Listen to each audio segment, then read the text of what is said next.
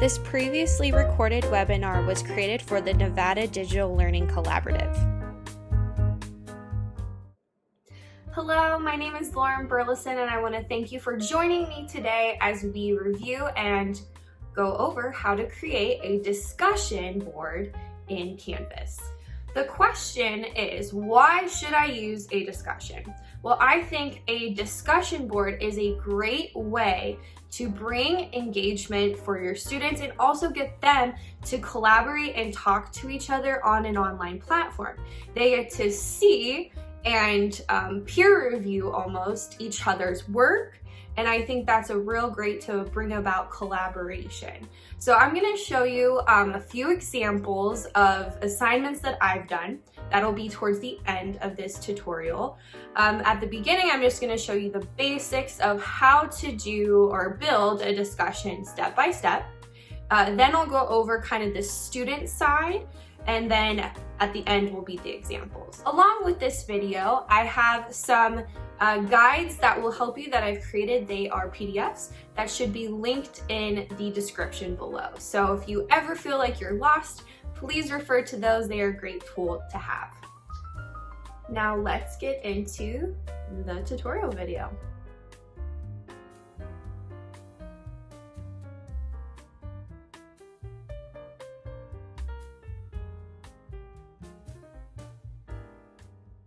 Alright, so we are just going to get started with creating a discussion. So there's two ways in which you can start a discussion.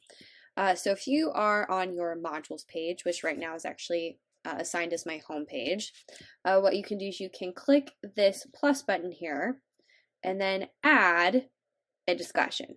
Just like you would add an assignment or an external tool, anything like that. So I already have one actually empty that I've just kind of created as a shell. So then we can just click that one and add it. But if we wanted a new topic, we would just come down here and we could do, for example, discussion 2.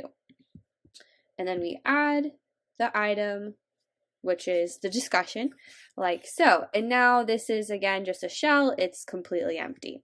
The other way in which you can create a discussion is if you actually just go to the navigation tool here, and then you'll see here's the one that we just created, and then we can add one clicking the big blue plus button that says discussion, and it actually will open up the assignment in edit mode. So you can see here we would just do the title, so we could do module 1, discussion 2.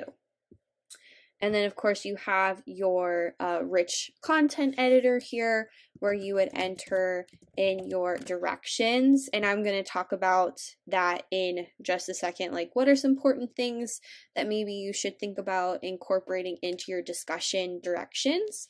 And then let's just kind of take a look down here real quick. Okay, so right here we have post 2. Right in here you can see that it's all sections.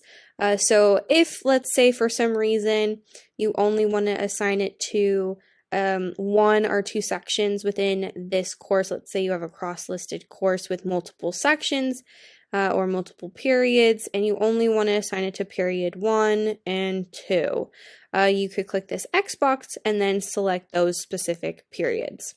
Down here we have attachments. If you click this, it opens your computer files up where you can attach, let's say, like an article you want the students to read. This is a really great thing to add as well. Let's now talk about these options, which are great. So right here, allow threaded replies. I like to use this one a lot because this allows my students to further the discussion and also communicate with one another.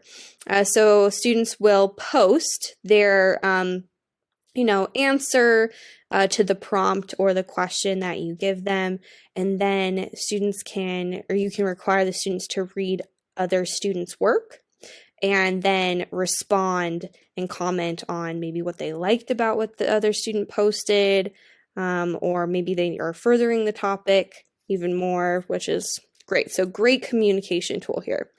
This box is great. So it says users must post before seeing replies. So meaning the replies and well, really the post is hidden. So the student doesn't see any of the students in their class work until they post their response to your question or prompt. This one, I don't have a whole lot of experience with, which when you saw when I click it, it adds the student's piece, but it's a podcast feed. So from my basic research, what I have seen is this is basically you can add a podcast with some sort of external tool. And then you can also allow students to reply in a podcast format. So from what I researched on Canvas's website through their community, is some teachers have actually created like PBLs with this.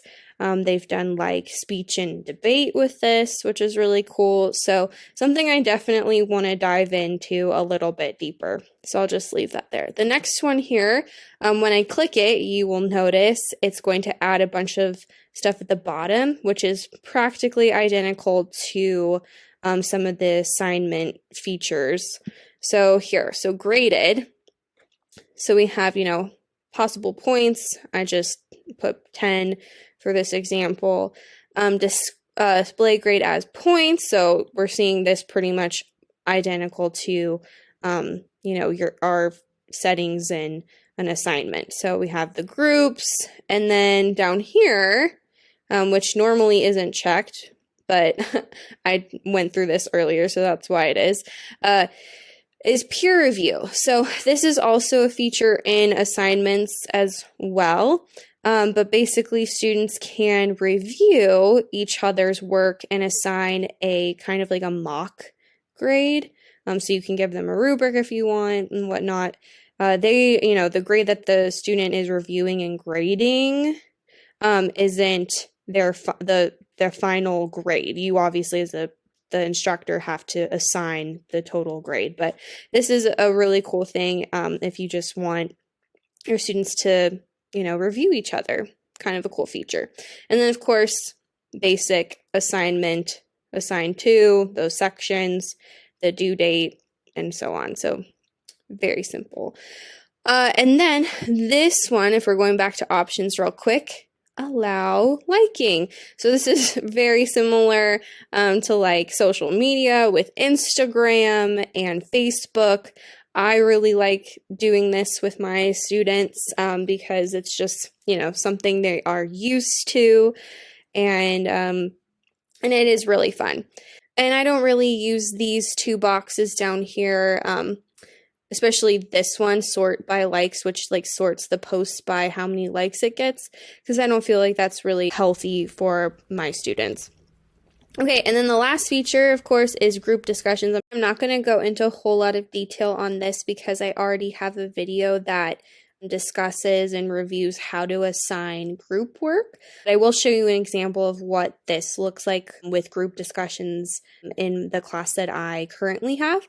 But if you click this box, of course, it's going to pop up with this create group set, or if you already have group sets established, it'll ask you to select that group. So I will link a video on groups and collaborations in the description below if you want to check that out for later.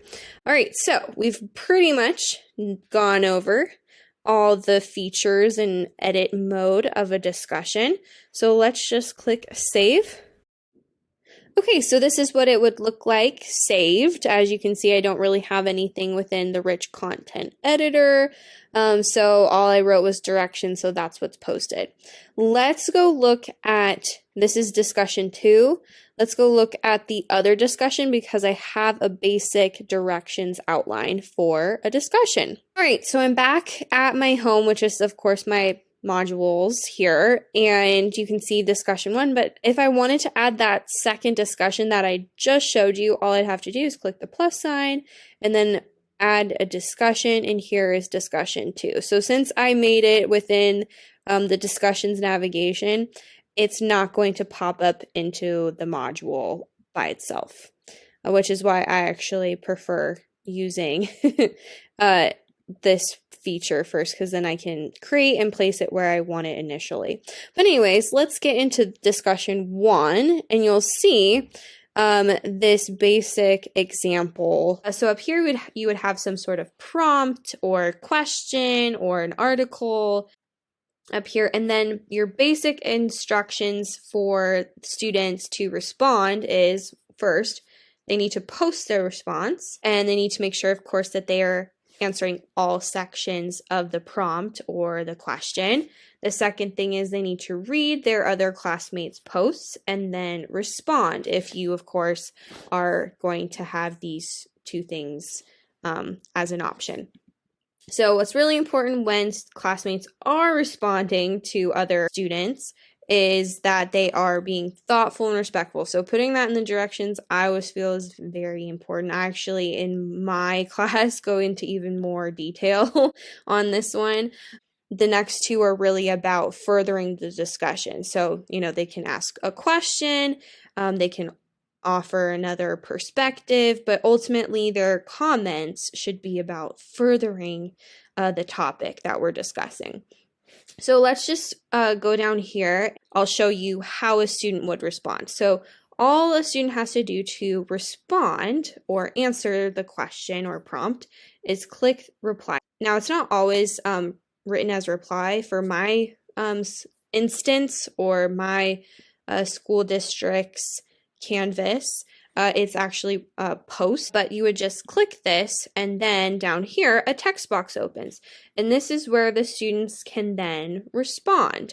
And the best part about this is they can respond not only by typing a response, but you can get really creative and have them respond, with a media, so they can record themselves. You can have them respond by uploading an image. You can have them respond by, uploading stuff from any kind of external tool that your school uses. You can try and have them respond here. Now, what's different between an assignment and a discussion is the discussion, all the other students are going to see what their peers have posted, which I love. They get to see each other's work, they get to comment, and I love this, especially for distance learning, because it's adding communication. So that I feel like that's really important right now. So all they would have to do real quick, I'll just show you kind of an example of what this looks like. So I'm just going to write just something, really short and post it.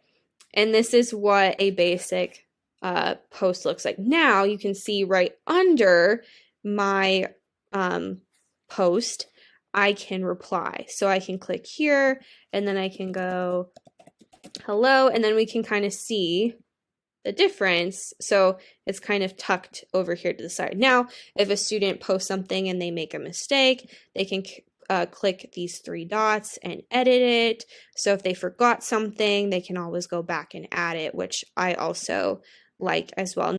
Okay, so we are in my course now, and this is the first discussion, which is actually the first assignment that I have my students complete in Canvas. So we have the module 0, please introduce yourself assignment. So right here, I just have a little welcome message and a sentence here saying, please read all of the directions. Right here, we have my discussion post rules. So kind of along those lines of what I showed you guys at the very end. So here, it says be polite and mind your tone. Being helpful is good, rude is not. They need to post something that's relevant. They need to identify sources if they use any, and that spelling and grammar count. We're not using, texting language. And then this one is huge, especially for my middle schoolers. I agree is not a good post or reply. They need to explain their thoughts. Now, this one, of course, is a little different because they're creating a poster that summarizes who they are. So they don't really write I agree, but I made them write full sentences and, responding to each other.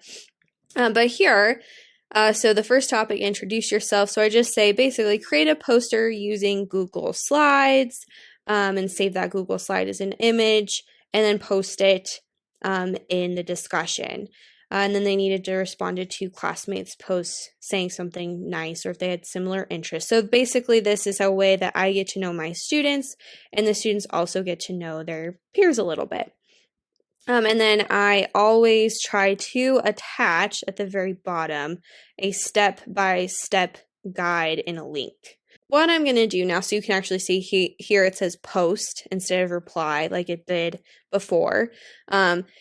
This is mine. So I always actually post, or at least try to, an example of what I'm looking for. So I've just written my little summary of who I am, and then my poster is at the bottom here. Now I can't scroll down anymore because, FERPA, but you can see that 3 students liked my post. So kind of a funny thing there.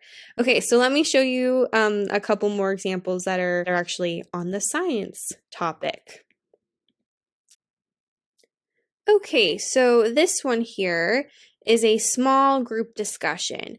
So you'll notice I don't have any post down here to respond to because actually these right here are the groups that the students actually were assigned to. So they were in a group about 4 to 6 students, and they were only discussing with those people in their group.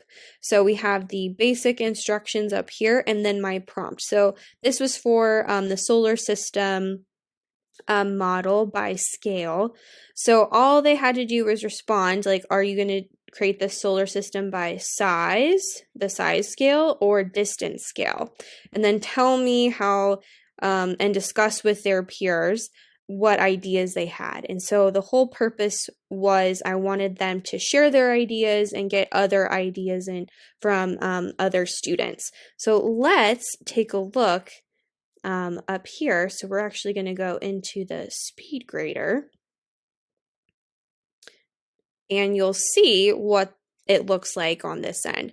So here is a student's post. So this is their post in this bold, and then these are the comments that they made. So you can see here the student wrote that they're doing distance, model scale. They responded to the prompt correctly. And then down here, they responded to some of the students in their group. So I love it when they say, like, I love your idea. It just makes me, I don't know, makes me happy. Love your idea using ping pong balls and styrofoam, and, encouraging each other and giving each other some advice and other ideas that maybe they could use. So this was the small group discussion. Let's look at a bigger discussion, like the whole class. All right, so this was the last part of the solar system project. So they actually had to post pictures of their solar system model here, which was really cool. So they posted pictures and then gave me a description of that. And then they had to make sure that they were referring to this rubric.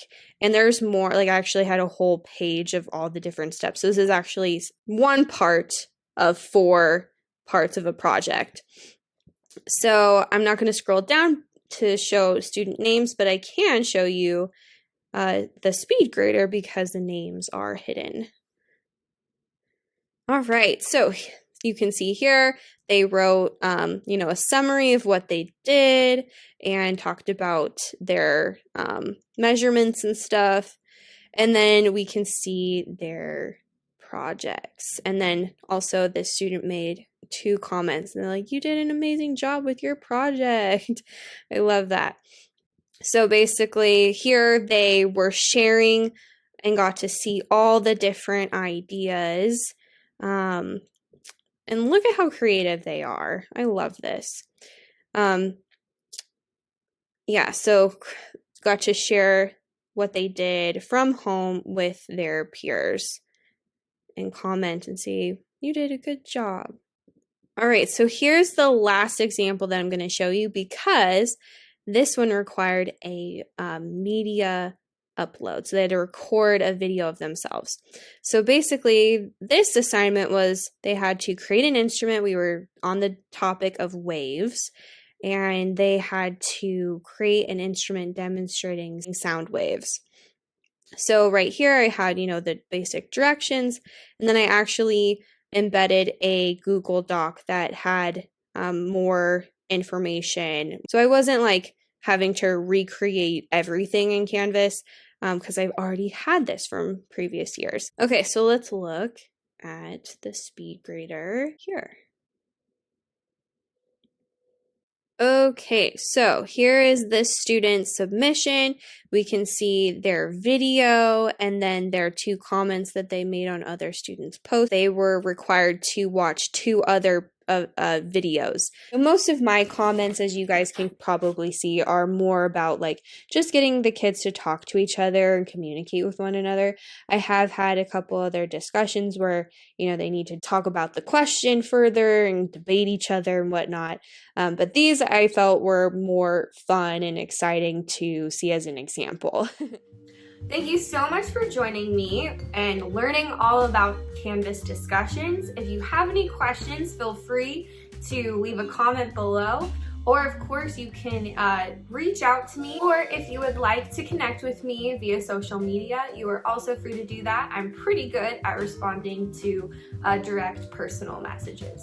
So again, thank you so much. Have a fantastic day.